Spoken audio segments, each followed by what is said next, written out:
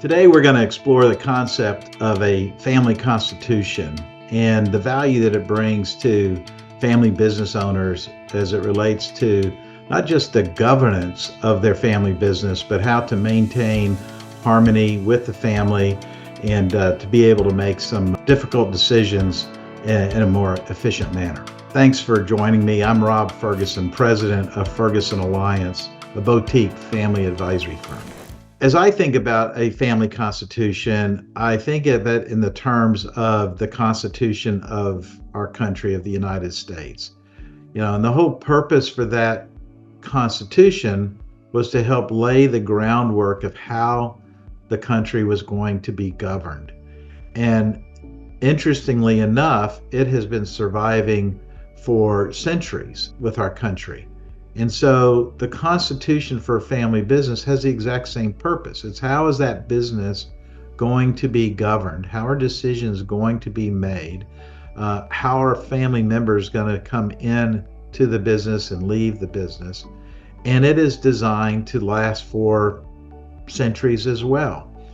So it really helps perpetuate the legacy of the family business. I think those businesses that don't have this documented tend to struggle mightily on succession planning and business continuity. With this in place, it's nice to have, in case of emergency, break the glass, pull this document out. So for business continuity, it's extremely important. I had a client, unfortunately, their husband died in a plane crash, and there was no business continuity plan. There was no succession plan. She had no training in business. I believe she did go to college, but was an art major. And she found herself as chairman of the board of a relatively large company. She didn't know what to do, struggled quite a bit because of that. I want to suggest if you don't have a succession plan or continuity plan, or all of those are rolled up into a family constitution, you don't have it written down, you need to think about starting it right away. The other reason why it's important is it actually promotes harmony into the family and the business. It makes things very clear on what the roles are, how decisions are going to be made, what are the important business matters, how are distributions made, how do I leave the company, how do I come into the company, how do my children come into the company. All of those rules are written down. And so it actually promotes cooperation within the family members as well as non-family members of the business. There's three primary components of a family constitution. The statement of direction of where your business is going. What's the business purpose? What's the values and the vision of the business from a long-term perspective? It's very important to have that in there, particularly for multiple generations. The second section is all around the governance. It's helping to define the roles and responsibilities of the family members as well as the key executives, and how do the family members interact with non-family member executives. And then the third section is how do we handle difficult decisions? How do we resolve conflicts within our family business? And it really details those dispute escalation parameters. Again, these are just three buckets. I think for this discussion, I'd like to stop here and go a little bit deeper and actually review with you an actual table of contents from a family constitution that we helped a family write several years ago. In this table of contents, you'll see that the very first item we start with is a letter from the founder. This business is a business that is second generation. The founder is in the business. His two sons are in the business. One of his three daughters are in the business, and the other two are not in the business. So that's kind of the context of it. The sons are the ones who approached our firm saying, we need a succession plan. We need family business governance best practices. We need a family constitution. Come help us do that. Well, the person that was missing in that first conversation was, in fact, their father, the founder. And so I inquired and They said, oh, well, he's not really in support of this. Well, we couldn't go forward without his support. So eventually, I was able to orchestrate a lunch meeting with the sons and the father, who was a little bit resistant. At least he got a free lunch out of it, but he was not very open to meeting me or to the process. But we had lunch. We had a good lunch and a good conversation. I followed up a couple other times with some phone calls and another just one-on-one meeting with him, and quite honestly, him and his wife, who sat on the board of directors. And eventually he got engaged and enrolled himself in the process. And he took this letter from the founder very seriously. He realized that that was going to be the very first document in this Constitution. He spent weeks writing this letter, and it's a great letter. It really is. It talks about the history of his family, the history of the family business. He talks about his expectations of his grandchildren and even the next generation that isn't even born yet. He talks about the family values. He talks about the importance of employees in his business. He just really did an eloquent job of writing this letter that set the tone and quite honestly the outline of the overall business philosophy and direction. And the family members were really touched by it. When he read it out loud to everybody, and it made a very positive impact on it. We always start our family constitutions out with a letter from the founder, and then secondly, spend some time on what is the family business philosophy.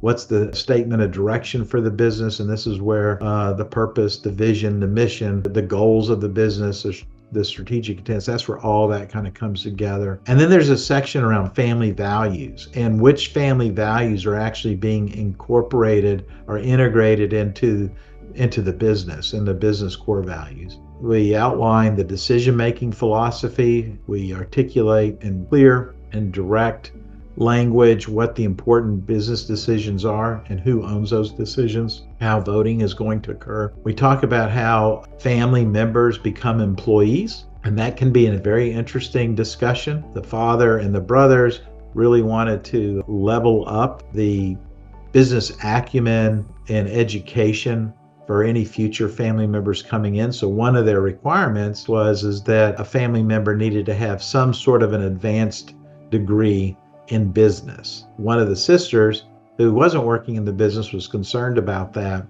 maybe her children might want to go to a trade school or might not want an advanced degree. And of course, the reaction from the leadership of the family was, well, that's perfectly fine. We're going to support that. They're not going to be eligible to sit here at the board level or even in the executive office. It helped clarify what could be a real contentious issue 20 years down the road. It was able to clarify that and clean that up without too much of an upset. So that's another reason for writing down these family constitutions and trying to deal with issues that are going to happen in 20 or 30 years from now. You deal with them now, it's not nearly as emotional. Then we talk about the succession of leadership, the executive leadership team succession, the ownership succession, how all of that works. We get into how stock ownership and stock transfer works. In certain elements of the family, we have to address issues like death or disability,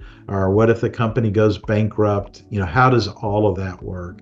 And all of this is tied back into the corporate legal governing documents. But in the family constitution, it's written in layman's terms, not necessarily legal terms. Also in the table of contents, we include the code of conduct. So when you become a shareholder or if you are a family member, what is the expectation of how you should be acting and behaving in public? A long section on where are all the corporate documents located. This is very important. Go back to my story where the spouse was killed in a plane accident. She had no idea who his advisors were, his attorneys, as an example, or CPA did not know where any corporate documents were. And so by including it in the family constitution, you've got an up-to-date resource, not only of your corporate documents locations, but also a list of all of your advisors and who you can trust if you end up having a major life event and you find yourself as the survivor, how do you move forward? Yes, we also include a glossary of family business terms. Every business has its own language. Same happens in family businesses, and so you have to be able to recognize that there may be family members not involved in the business, but they're beneficiaries of the business. They may not understand all the terms. And then we also have a schedule of documents that are included in the files, but then we go a little bit deeper and we have two diagrams. One is a geniogram of the family makeup, and then we have an entity organization chart, because most businesses have more than one entity, and usually they're related entities. But in this case, this was a global company, my client, and with numerous entities. Some were related and many were not, and different taxing structures and different ownership structures. So we had to map all of that out. But anyway, thank you for letting me kind of go into the details of what's really included in a family business constitution. I thought going through that table of contents would be helpful. If you would like some help in understanding more about writing a family constitution, or in a more broader sense, more about family business governance best practices, which a family constitution is just one element of that, give us a call here at Ferguson Alliance. You can reach out directly to me at my email address. You can also go to our website, and the website is full of content and information on this topic, as well as numerous other topics that are very relevant to family businesses.